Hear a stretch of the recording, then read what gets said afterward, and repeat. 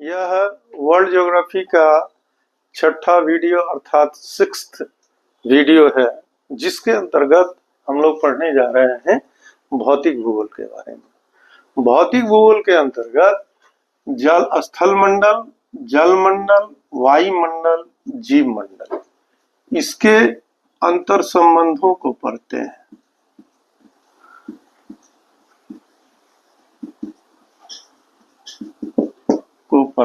इसके तहत हम देखते हैं कि विश्व का स्थलीय भाग स्थल मंडल, जलीय भाग जल मंडल और पृथ्वी के बाह्य आवरण में जो वायुमंडल का संगठन है उसे वायुमंडल कहते हैं।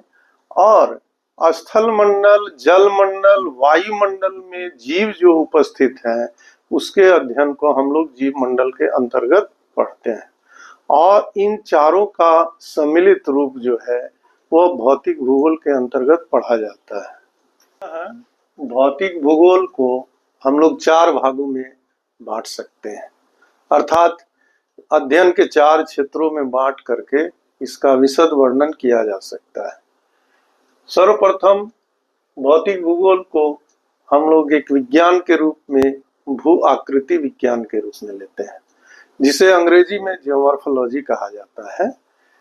पृथ्वी के ऊपर अवस्थित जितने भी स्थल से संबंधित आकृति है उसका अध्ययन हम लोग भू आकृति, नाम से ही स्पष्ट, भू मतलब पृथ्वी और उसके आकृति से संबंधित अध्ययन किया जाता है। समुद्र विज्ञान, समुद्र के अंदर भी स्थल जैसे पर्वत, पठार, मैदान जैसी आकृति पाई जाती है।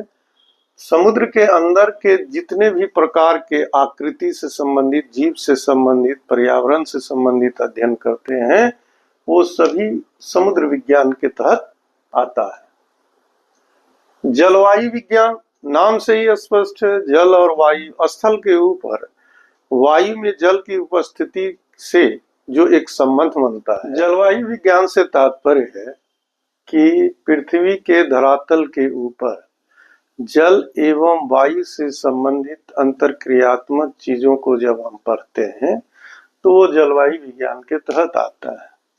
इसके आगे जब जीव मंडल की बात करेंगे तो मैंने बताया था आपको कि स्थल मंडल, जल मंडल और वायुमंडल में सभी जगह जीवों की उपस्थिति होती है।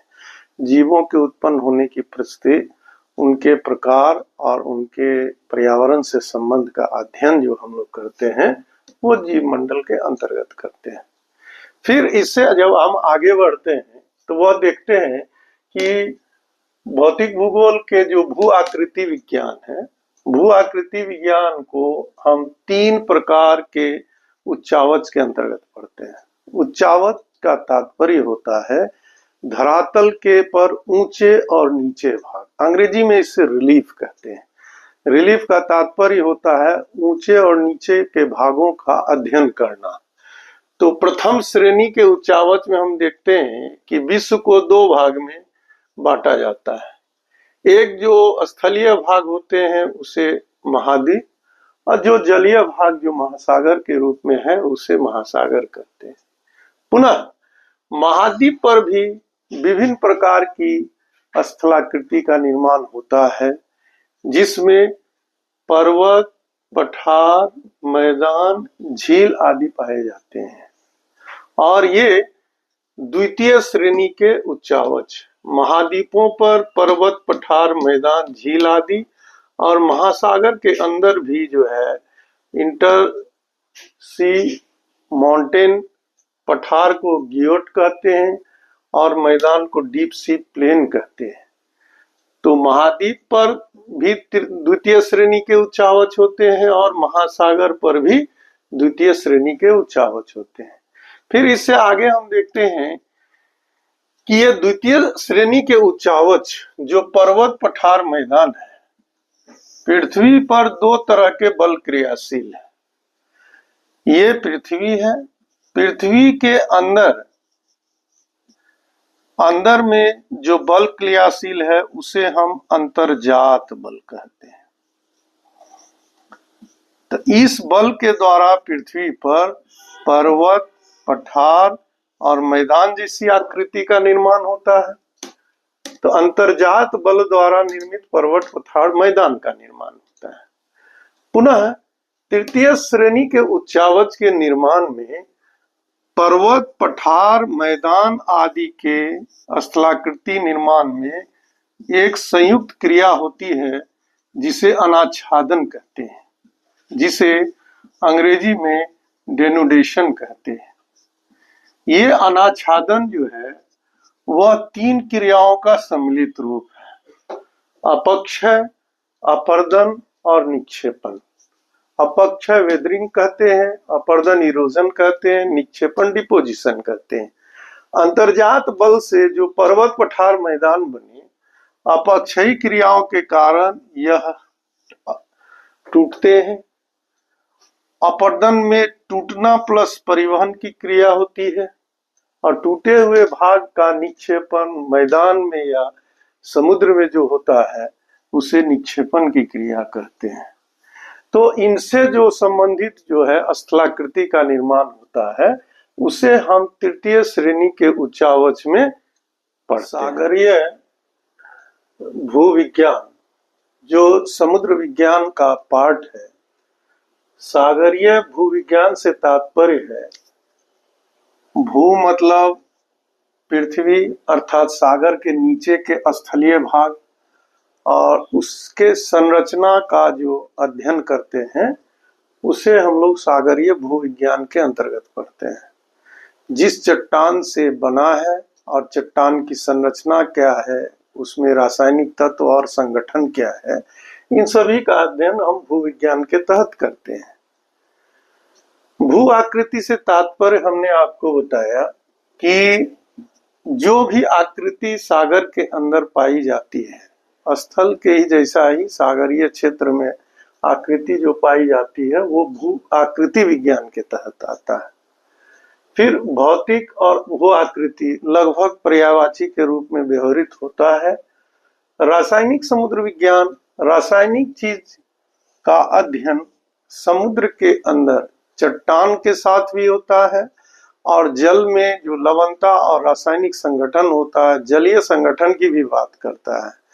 और जिस प्रकार का रासायनिक संरचना चट्टान एवं जल में मिले हुए रासायनिक तत्वों का रहता है, उसी पर अगला जो है जीव की निर्भरता होती है। एक उदाहरण से आप जानते हैं कि मछली में भी विभिन्न प्रकार की आकृति और संरचना होती है, वो वहां के जल एवं रासायनिक तत्व के समावेश से ही होता है। एक और उदाहरण आपको देंगे, कोरल पॉलिप।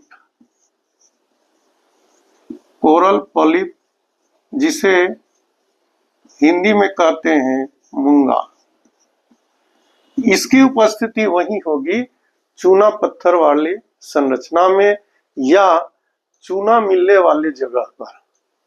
गियोट जैसी संरचना रहेगी।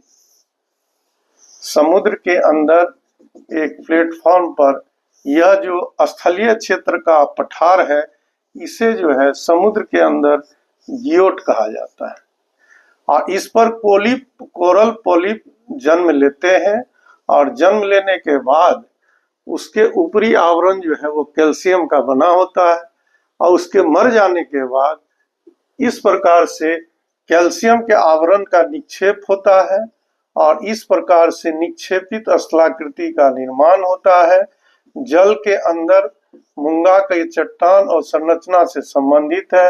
ये अगर जलीय भाग से ऊपर हो जाता है तो द्वीप जैसी संरचना का निर्माण होता है। तो ऐसे को हम लोग कोरल द्वीप कहते हैं।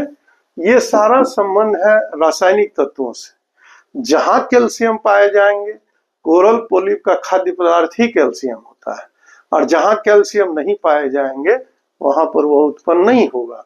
लेकिन आप जानते हैं कि समुद्र के जल में जो लवणता है सबसे अधिक सोडियम क्लोराइड NaCl का है। तो उक्त परिस्थिति में वहां सब जगह पर्याप्तता है, लेकिन अधिक चूने वाले प्रदेश में, कैल्शियम वाले प्रदेश में भी वह जीवित नहीं रह सकते, क्योंकि वो जो कैल्शियम खाएंगे तो उसका मुंह बंद हो जाएगा। और कम कैल्शियम वाले में भी जो है वह उसका जो है वृद्धि नहीं होगा। तो एक सामान्य और औसत कैल्शियम वाले जगह पर ही कोरल पॉलिप जैसी संरचना का निर्माण होगा। और ये हम आपको सिर्फ एक आध उदाहरण के तहत समझा रहे, बाद में इसका डिटेल वर्णन करेंगे। जीव कोरल पॉलिप के रूप में है। व्यवहारिक का मतलब होता है एप्लाइड, मतलब कि भौतिक, रासायनिक, जैविक समुद्री संरचना के तहत सामुद्रिक उपयोगिता और व्यवहार का जो अध्ययन हम करते हैं उसे हम लोग जो है व्यवहारिक समुद्र विज्ञान कहते हैं। आप जानते हैं कि समुद्र के विभिन्न देशों के सीमावर्ती क्षेत्र में, तट के सीमा के क्षेत्र में विभिन्न प्रकार के जीवों के उत्पन्न होने की परिस्थिति का जो है वह अध्ययन हम लोग करते हैं। जैसे कि फिशिंग इंडस्ट्री या फिशरीज के उपयोग के लिए, जैसे केरल के पश्चिमी तट पर आप जानते हैं कि वह श्रिम्प की खेती बहुत अधिक होती है, और विश्व में कई जगहों पर जो अधिक मात्रा में जापान के पूर्वी तट पर, उत्तरी अमेरिका के पश्चिमी तट पर, फिर उत्तरी अमेरिका के पूर्वी तट पर, यूरोप के पश्चिमी तट पर जितने भी अत्यधिक मात्रा में जो फिशिंग की जाती है वह विशेष गर्म एवं शीत जलधारा के मिलन वाले जगह पर अत्यधिक प्लैंटन की उपलब्धता के आधार पर मत्स्य की उपलब्धता होती है, और अधिक मात्रा में जो है मछली मिलने के कारण ऐसे जगहों को एक बैंक के संरचना या बैंक के रूप में अभिहित किया जाता है। ये पृथ्वी है, और ठोस पृथ्वी के चारों ओर का जो गैसीय आवरण होता है, गैसीय आवरण है, उसे हम लोग जलवायु या वायुमंडल या मौसम विज्ञान के तहत अध्ययन करते हैं। दो टर्म है, मौसम और जलवायु। जलवायु के अंतर्गत, जल वायु के अंतर्गत हम जल और वायु संबंधी तत्वों का अध्ययन करते हैं। जल के तीन रूप होते हैं, ठोस, तरल और वायु, या इसको वाष्प कह सकते हैं। अगर ताप माइनस या कम है तो ठोस रूप में बर्फ हो जाता है, ताप 4 डिग्री सेल्सियस या उसके आसपास रहता है तो जल हो जाता है, और वाष्प जब 100 डिग्री सेल्सियस या क्वथनांक बिंदु के ऊपर हो जाता है तो वाष्प में परिणत हो जाता है। ठोस धरातल पर पाए जाएंगे, तरल भी धरातल पर पाए जाएंगे, और वाष्प की स्थिति वायु के साथ मिश्रित रहेगी। वायु में तापीय आधार पर जल के वाष्पीकृत रूप का अध्ययन हम लोग करते हैं। तो ताप एवं आर्द्रता, ह्यूमिडिटी का अध्ययन हम लोग जलवायु के तहत करते हैं। मौसम में भी ताप प्लस आर्द्रता का अध्ययन होता है, और जलवायु में भी ताप तथा आर्द्रता का अध्ययन होता है। किसी भी स्थल पर ये मौसम संबंधी ताप एवं आर्द्रता का अध्ययन जब अल्पकाल में दिन या दैनिक से संबंधित हो, सप्ताह से संबंधित हो, जब महीना के औसत आधार को बना करके अध्ययन करते हैं तो उसे हम मौसम के अंदर कहते हैं। खास करके दैनिक तापीय और आर्द्रता संबंधी विभिन्नता को हम लोग मौसम के रूप में लेते हैं, और उसी स्थल के मौसम संबंधी विशेषता का अध्ययन जब 30 या 31 वर्षों के औसत का अध्ययन करते हैं तो वो वहां का जलवायु हो जाएगा। एक सामान्य उदाहरण के रूप में हम बताना चाहते हैं आपको कि चेरापूंजी और मौसिनराम ये एक ही जगह पर दो स्थलीय क्षेत्र है। मात्र 7 से 16 किलोमीटर का अंतर है। लेकिन वर्तमान में मौसिनराम में विश्व की सर्वाधिक वर्षा का स्थल घोषित किया गया, लेकिन मौसम संबंधी बदलाव में पुनः मौसिनराम की तुलना में चेरापूंजी में वर्षा अधिक होने लगी है। लेकिन चेरापूंजी के अधिक वर्षा का हम घोषणा तब तक नहीं करेंगे जब तक यही प्रवृत्ति 30 से 31 वर्षों का न हो जाए। तो उसी आधार पर किसी भी स्थल के मौसम संबंधी विशेषता दैनिक रूप से अध्ययन करते हैं, उसके बदलाव का अध्ययन करते हैं, और मौसम संबंधी विशेषता का जब 31 वर्षों का औसत निकालते हैं तो उसकी घोषणा जब हम करते हैं तो जो जलवायु के तहत होता है। जैसे उदाहरण के रूप में, जैसे कोई जगह है, वहां का ताप का औसत है मान लीजिए 30 से 32 सेंटीमीटर, 30 से 32 डिग्री सेल्सियस, और वर्षा है मान लीजिए 200 सेंटीमीटर वार्षिक। उस तरीका में हम इस विशेषता को जलवायु के तहत अस्थायी रूप देने के लिए उसके प्रवृत्ति का अध्ययन 31 वर्षों तक करेंगे, तभी मौसम संबंधी विशेषता को जलवायु विशेषता में परिणत करेंगे। वर्ल्ड ज्योग्राफी अर्थात विश्व के भूगोल का सबसे महत्वपूर्ण टॉपिक के रूप में पृथ्वी का भूगर्भिक इतिहास, geological history of the earth को, पूरे डाटा को हम एक चार्ट में आपको समझाने का प्रयास किए हैं। इससे पहले 3 वर्ष पहले भारत के भूगोल के वीडियो के सीरीज में हमने इस चार्ट का सिंप्लीफाइड रूप आपको दिया था। आपको करना ये है कि A4 साइज का सादे पृष्ठ पर 1, 2, 3, 4 एक और कॉलम बढ़ा सकते हैं दोनों के डिफरेंस को लिखने के लिए, नहीं तो 4 आप कॉलम बना करके इसी फॉर्म में चार्ट को आपको बनाना है। आप जानते हैं कि पृथ्वी की आयु 4.6 अरब वर्ष पूर्व हुई है। इसको हम लोग 5 मुख्य एरा महाकल्प में बांटते हैं। ये बड़े उम्र वाली इकाई को हम लोग एरा या महाकल्प करते हैं। उससे अलग अलग कालखंड में जो घटनाएं हुई है, जैव से संबंधित, बायो मतलब जीवन से संबंधित, जब जीवन नहीं था तो उसे एजोइक अजैविक कर दिए। जीवन की शुरुआत वाले को 4 खंड में बांटे, प्राथमिक, द्वितीयक, तृतीयक और चतुर्थक। अब है कि आपको याद करने के लिए 5 महाकल्प को आप याद करेंगे, एजोइक, पैलियोजोइक, मेसोजोइक, सीनोजोइक और नियोजोइक। इन 5 में आप कॉमन है जोइक। ए बिना जीव का, पैलियोजोइक पूरा मतलब प्राचीन, मेसोजोइक मध्य जीव, सीनोजोइक नवजीव। जिस तरह इतिहास में हम लोग पढ़ते हैं प्राचीन, मध्यकाल और आधुनिक काल, उसी तरीके से आप पुराजीव, मध्य जीव और नवजीव। नवजीव में भी जो सबसे अधिक नवीन है उसे नूतन जीव कहते हैं। सर्वप्रथम आप 5 नाम याद कर लेंगे, एजोइक, पैलियोजोइक, मेसोजोइक, सेनोजोइक और नियोजोइक। याद करने का तरीका हम बता दिए आपको।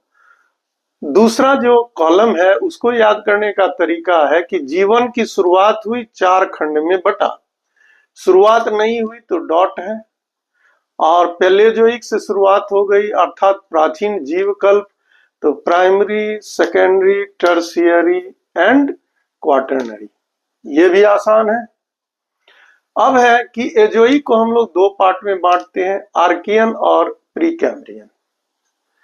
तो इसमें कोई टेबल बनाने की जरूरत है नहीं, लेकिन हम लोग पैलियोजोइक को 6 पार्ट में बांटते हैं, जिसका सूत्र है कॉस डीसीटी।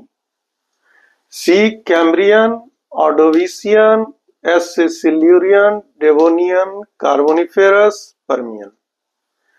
मेसोजोइक का 3 पार्ट है, इसका फॉर्मूला है TJC, Triassic, Jurassic, Cretaceous. Cenozoic का है 5 पार्ट है, PEOMP, Paleocene, Eocene, Oligocene, Miocene, Pliocene. और नियोजोइक का दो पार्ट है, प्लीस्टोसीन एंड होलोसीन। ये नामकरण हो गया। और हमेशा यह कंफ्यूजन रहता है कि पृथ्वी की उत्पत्ति के बाद जीवन की शुरुआत कैसे हुई, इस पे जल कैसे आया, पृथ्वी के निर्माण के समय वह किस रूप में थी। तो आप जानते हैं कि पृथ्वी तारा अर्थात हमारे सूर्य तारा के रूप में थे, गैसीय आवरण के रूप में अलग हुई, फिर पुनः यह ठोस अवस्था में हुई, फिर इसमें जल का आविर्भाव हुआ, फिर इसके चारों ओर वायुमंडल का जो है निर्माण हुआ, और ये जो है क्रम से इसका निर्माण होता चला गया। सबसे अधिक समय से संबंधित कंफ्यूजन रहता है, तो हम आपको एक ही पेज में टेबल बना के दे रहे हैं कि आर्कियन की शुरुआत 4 अरब वर्ष पूर्व हुई। मतलब पृथ्वी की आयु की शुरुआत 4.6 अरब वर्ष से हुई, और ये इसकी गणना 4 अरब वर्ष पूर्व से 2.5 अरब वर्ष पूर्व, मतलब कि यह 1.5 अरब वर्ष का एक कार्यकाल था। अब हम सारा शुरुआती समय को इसमें बता दिए हैं। कैम्ब्रियन की शुरुआत 59 करोड़ वर्ष पूर्व, ऑर्डोविशियन 50.5, सिल्यूरियन 43.8 करोड़ वर्ष पूर्व, डेवोनियन 40.8, कार्बोनिफेरस 36, पर्मियन 28.6 करोड़ वर्ष पूर्व। अब ट्रियासिक, जुरासिक, क्रिटेशियस में आप जानते हैं कि जुरासिक के समय में आपको जो है वो डायनासोर वगैरह की अधिकता थी, तो हम लोग जनरली जानना चाहते हैं कि उसका समय क्या था। तो ट्रियासिक का काल 24.8 करोड़ वर्ष पूर्व, जुरासिक 21.3 करोड़ वर्ष पूर्व, क्रिटेशियस 14.4 करोड़ वर्ष पूर्व। फिर हम देखते हैं कि सेनोजोइक, नवजीव कल्प, टर्शियरी का 5 पार्ट है, और विश्व का जितना भी फोल्डेड माउंटेन है लगभग इसी कालक्रम में बने हुए। न्यू फोल्डेड माउंटेन जितने भी हैं, जैसे भारत के उत्तर में हिमालयन हो गया, नॉर्थ अमेरिका के पश्चिमी किनारे पर आपको रॉकीज हो गया, दक्षिण अमेरिका में एंडीज हो गया, यूरोप में आल्प्स हो गया, ऐसे जो न्यू फोल्डेड माउंटेन है सब का कार्यकाल आपको पैलेओसीन के बाद आपको प्लीस्टोसीन, और अभी भी उसमें विकास का क्रम चल रहा है। पैलियोसीन 6.5 करोड़ वर्ष पूर्व, इयोसीन 5.49। आप जानते हैं कि महान हिमालय की शुरुआत इयोसीन काल में हुई, और आप कालक्रम के आधार पर याद करना चाहेंगे तो हिमालय की शुरुआत 5.49 करोड़ वर्ष से शुरू हुई। मध्य हिमालय ओलिगोसीन है, 3.8 करोड़ वर्ष पूर्व से शुरुआत हुई। मायोसीन, प्लायोसीन में आप जानते हैं कि लघु हिमालय, और जो है इसकी अभी भी विकास हो रहा है 0.5। ये रेंज बताए थे कि एजोइक का कालक्रम 4 अरब वर्ष पूर्व से 2.5 अरब वर्ष पूर्व। पैलेओसीन की शुरुआत हुई 59 करोड़ वर्ष पूर्व के बाद 24.8 करोड़ वर्ष से पहले। मेसोजोइक की शुरुआत हुई 24.8 करोड़ वर्ष पूर्व से 6.5 करोड़ वर्ष पूर्व से पहले। सेनोजोइक की शुरुआत हुई 6.5 करोड़ वर्ष पूर्व से और आपको 20 लाख वर्ष पूर्व तक, और नियोजोइक की शुरुआत हुई 20 लाख वर्ष पूर्व के बाद वर्तमान तक। नियोजोइक को 2 पार्ट में बांटते, प्लीस्टोसीन एंड होलोसीन। आप जानते हैं कि नए पर्वत जो बन रहे हैं, साउदर्न हिमालय जो है, शिवालिक जिसको कहते हैं, वो आपको प्लीस्टोसीन काल में बन रहा है, 20 लाख वर्ष पूर्व से बनना शुरू हुआ है, और होलोसीन में भी बन रहा है, मात्र 0.11 लाख वर्ष पूर्व होलोसीन का है। इस बात को समझने में आसान होगा कि सबसे प्राचीन आपको महान हिमालय इयोसीन के समय में,